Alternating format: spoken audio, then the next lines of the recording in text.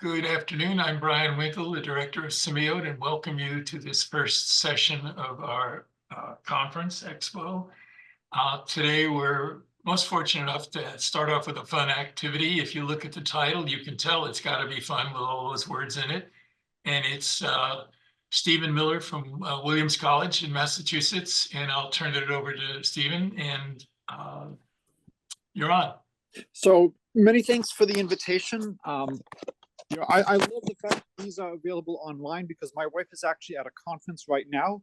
And if it wasn't online, I would not have been able to attend.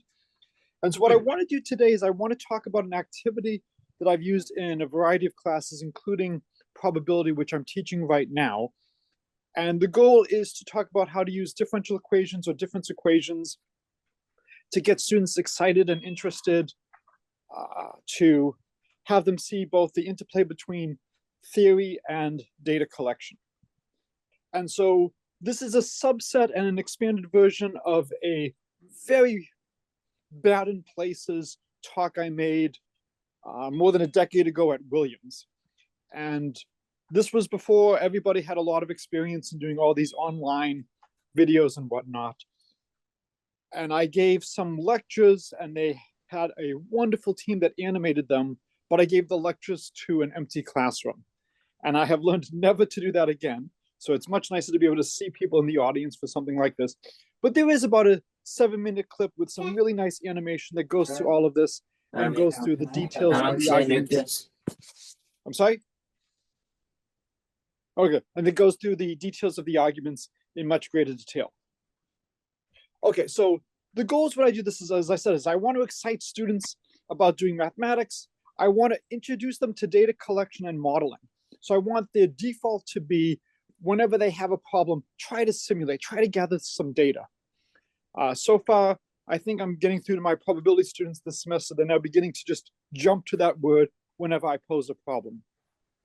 And then I want to talk a little bit about some of the difficulties and challenges, both in writing the code, as well as analyzing the code and getting the correct conclusions from what you see. So there's always the question of what to study. So, I've been, thrilled to be invited several times to these gatherings. There's lots of different examples you can give. One of the greatest dangers is to keep doing things that you want to do. So one of the last ones I talked about was the Battle of Trafalgar, which is a nice way to bring in some of my, humanities colleagues, talking about history. Pure math and sports are also wonderful examples to draw on. But of course, when you're teaching a class like probability, it's hard not to do something involving betting. And so what I want to do is I want to talk a little bit about how can we analyze roulette and how can we get some nice lessons from this. So unfortunately, there are slightly different versions of roulette. One thing they all have in common is they are all geared towards being advantageous for the house rather than the player, but they change ever so slightly. In the interests of time, we will just consider a simple version where there's only 2 types of bets you can make, red or not red, and that each one happens with probability 50%. In the real world, the odds will not be this good, but if we can't even win in a situation like this, we're in trouble. Also, of course, it gives students the opportunity to look at a slightly simpler case first, and then think about how can they modify this, how can they set up their notation so that they can change things very easily as we continue. So I'm not going to worry about the greens, the zeros, and the double zeros. We're just going to have a situation where you place a bet and you have a 50% chance of winning. And if you win, you get the amount you bet and you get the original bet back. If you lose the original amount. So when I was a young kid, my father heard about the following strategy. And he said, this sounds too good to be true. And so the strategy is called double plus one. And it works as follows. You bet $1 on red. If red comes up, you win $1. Else you're down $1. Well, what happens if you're down $1? Now you bet $2. If red comes up, you win $2. You had lost $1, so you're now net up $1. If not, you're down $3. All right, so now you bet $4. If it comes up red, you've just won 4. You were down 3, so you net up $1. Else you're down 4. And at this point, hopefully it's clear. This is just a great example of shampoo mathematics. Lather, rinse, repeat. You keep doing this, and eventually you win. Eventually you net $1, and then you just run this again and again and again. So can somebody tell me why this might not be a good idea to do this? Or in other words, why am I giving this talk now and not at Mohegan Sun or some other local casino making money? Please feel free to speak up or put it in the chat. Yeah. I actually will be going to Mohegan Sun on Monday for a daughter's gymnastics tournament, so I can apply this in just a few days. If anybody wants to give me money, I'm happy to put down the bets for them. What's wrong with this? You need to have infinite credit to play that game. Good. So I have, that's one of the great examples that people come up with, is that you need to have not just infinite money, but you have to have the stones to put down a bet for, say, $2 billion when you've already lost a fortune. So I have students write and explore the code. There is a problem with this. So if we don't have infinite amounts of money, if we lose too much, we may no longer be able to keep playing.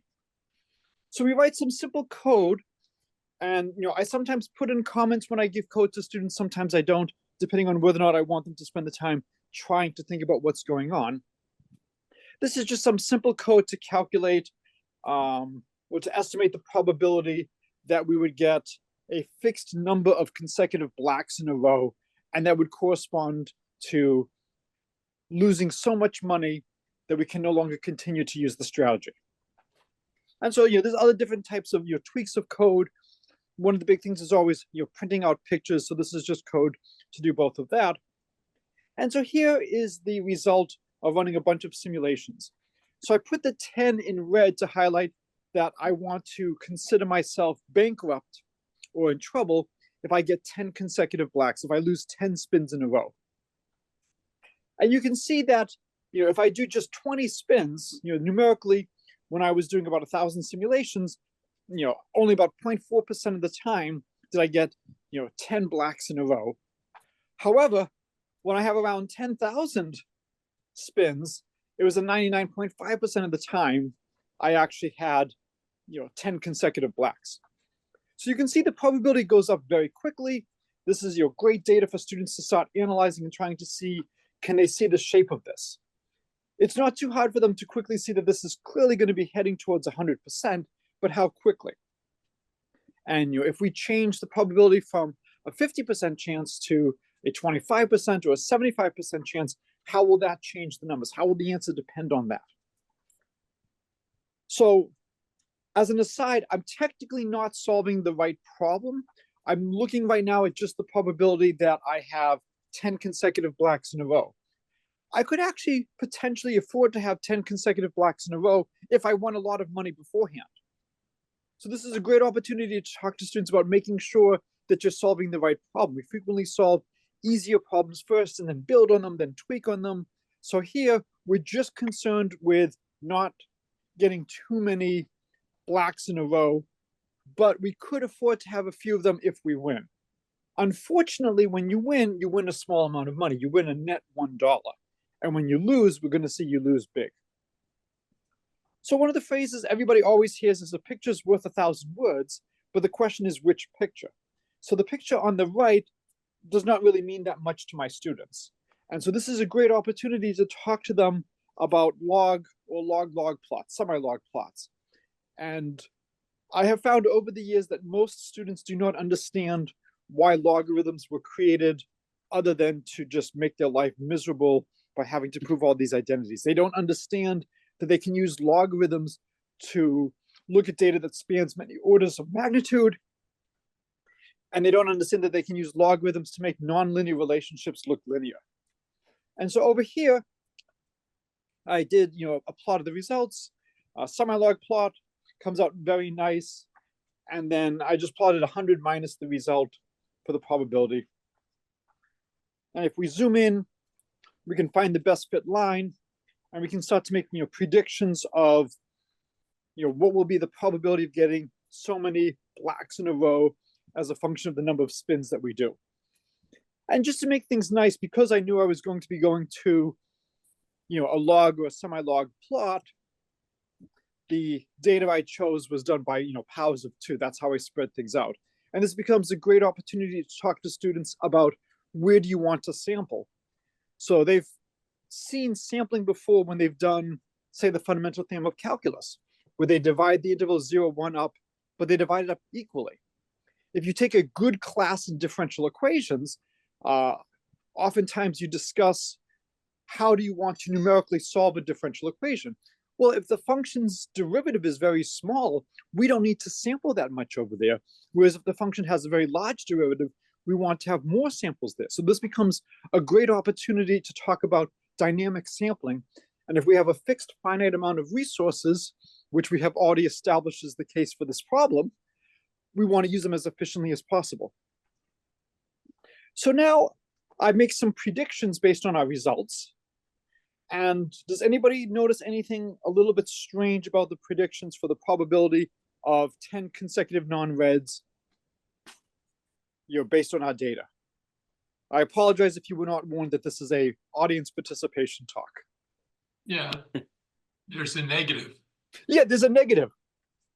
No matter how bad or how unlucky you are or how good, you're not going to have a negative probability. And so this is a great way to talk about, well, why is this happening?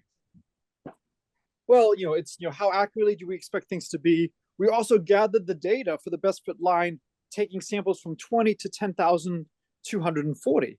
And now I'm trying to make a prediction at 15, which is fewer spins than the region where I used my best fit line. So I love the ability to start talking to my students about how careful you have to be. What's nice is the prediction is so absurd here that nobody would realistically believe that we have a negative 1.41% chance of something happening. But if the result was, say, a small positive number, they might believe it. And so we're actually fortunate here that the result is so bad that there's no danger of it being used. All right. So going back to the comment that was made earlier, you can notice the powers of 2 on the right as to how much would we have to bet. And we have been told we do not have an infinite bankroll. So the way around this is I have created what is called the eccentric rich uncle aunt hypothesis. So I hypothesize that I have a family member who loves me. Was there a comment? Or if anybody has a family member like this, I would love to meet them. So I assume that I have a family member who will bankroll me to whatever amount I need. They will not give me $1 directly. But if I need to place a bet, they're there for me. So I can now place any bet that I want. Why am I still in trouble with roulette? So you need to know a little bit more about how the game is played than what I have said. So does anybody want to admit to a little bit more knowledge about how Vegas works? You mean the roulette game itself? Well, the way it's played, and again, this is not necessarily a fair question, but I never said that this was going to be a fair talk. Why isn't the existence of the eccentric rich uncle and aunt enough to guarantee that we can now make money? We can now place any bet we want. The house always wins, I think. I mean, but we'll just keep playing, and eventually we'll get a red. Eventually we'll win. Oh. And again, you can say that in the real world, it doesn't matter. I don't have an eccentric rich uncle aunt at this level.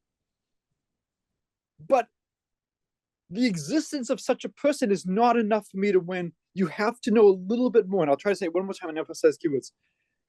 If I have the uncle or aunt, I have the resources to make the bet.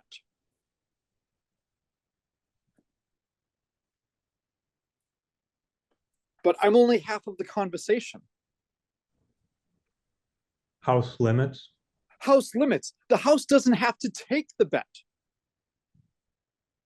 And so this is where the casinos do an excellent job calculating the probabilities.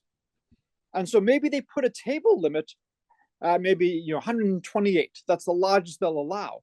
And so your next bet is 256. Your uncle or aunt is willing to loan you the money, but the casino will not take the bet. And so what they do is they calculate this very carefully so that when you win small. When you lose big. What's great about something like this is most of the people who use this strategy could actually leave winning a small amount of money. And so they might go home thinking this strategy works, and they might tell other people. So this opens up the wonderful opportunity of talking about psychology. The casino doesn't care about anything other than the bottom line. They just care about have they made money at the end of the day. They don't care how. They're fine if some people win money. In fact, it's good for them for some people to win. A lot of casinos now actually display the results of the last couple of spins of roulette because there are two major classes of morons. There's the class that says, ooh, red has come up a lot. Red is hot. I'm going to bet on red. And what's the other class? Black is due. Black is due. So I'll bet on black. They don't care which class you're in as long as you put down money. And so we want to calculate, for example, let's say 5 consecutive blacks will make us go bankrupt. What's the probability? So if we let Pn be the probability we will not get 5 consecutive blacks in n spins, and Qn is then 1 minus the probability, one of the big things we often find is that it's frequently easier to calculate the probability that something doesn't happen rather than the probability that something does happen. So we can start trying to do a little tree to calculate the probability. And so we start off with, we have n spins, and the probability, Pn, that we will not get 5 consecutive blacks. Well, on the first spin, we either get a black or a red. If we get a red, that can't be the start of 5 consecutive blacks.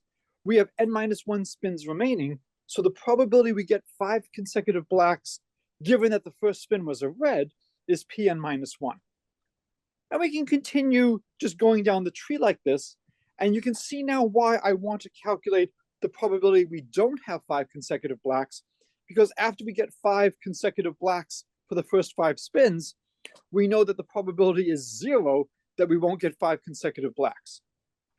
And so from this, you get a very nice recurrence relation. And you just get Pn is 1/2 Pn minus 1 plus 1/2 squared Pn minus 2, and so on and so on and so on. So this is very similar to the Fibonacci. It's depth 5 rather than depth 2. The coefficients are not all 1. We can calculate the initial conditions. So this is not going to be that difficult to solve in some sense. If I want to write down the exact formula, I need to find the root of a polynomial of degree 5. And unfortunately, there is no good formula that allows us to do that in general. We can't write down in closed form the roots of a polynomial of degree 5, but we can numerically approximate. And so again, there's lots of wonderful things you can talk to the students about trying to do this. I can write down, generalized Binet formula. I can write down, this is what the answer is, but I don't know these exact values. I can only approximate them. Now, instead of trying to write down a closed form expression, I can also just compute things exactly by just doing a little Google Sheet or Excel document. And what's nice is you can do this with people of all ages. This is just a simple recurrence. So as long as I know the previous 5 terms, I know the next term. So for example, with 100 spins, there's already an 81% chance that we will have 5 consecutive blacks. With 200 spins, it's almost 97%. And so, again, as I mentioned, there is a theoretical solution that we can write down, but we don't necessarily know the values of all the parameters. There's lots of different ways to solve, and this becomes, a nice introduction to get students excited about, mathematical modeling and, trying to write down systems that can be solved, systems that can be modeled by, say, recurrence relations or differential equations. And then just to quickly conclude, because I want to make sure that there was time to discuss things, I really try to emphasize when I work with my students the need to code and gather data. One of my thesis students is doing a project in operations research, and he started off by just using some of the freely available AI to just write an initial code to do a linear programming problem. And the first iteration was actually very good. This is the 21st century. Students really need to become comfortable doing stuff like this. What's nice is this is not a hard simulation to run. And if you want to just make an Excel sheet or Google sheet to calculate the probabilities, you can do that fairly easily. It's a little bit of work to figure out the values at certain points, But what we can do is we can extrapolate. And so then you can start talking about, how should we view the data? What's the right way to look at things? How do we find best fit lines? Why do we do best fit lines this way versus that way? Does one method do a better job than another? And then the final question is, now that we have succeeded in studying something like this, are there other related systems where we can use these ideas? We solved the problem in the extreme case of the existence of an eccentric rich uncle aunt. That's not going to happen in the real world. What happens if we have a finite limit? How do you start doing things? Do you start maybe protecting your losses? And okay, I've lost a lot of money. I'm going to consider some of that gone, and I'm going to start at a lower number now. And so trying to have dynamic strategies that adjust based on where you're doing. So there's lots of different ways you can push this with the students, depending on what they're interested in. So anyways, thank you again for the invitation to speak. And if anybody's interested, you're always happy to chat about stuff like this. Yeah, thank you very much, Stephen. We really appreciate the tour of the casino world.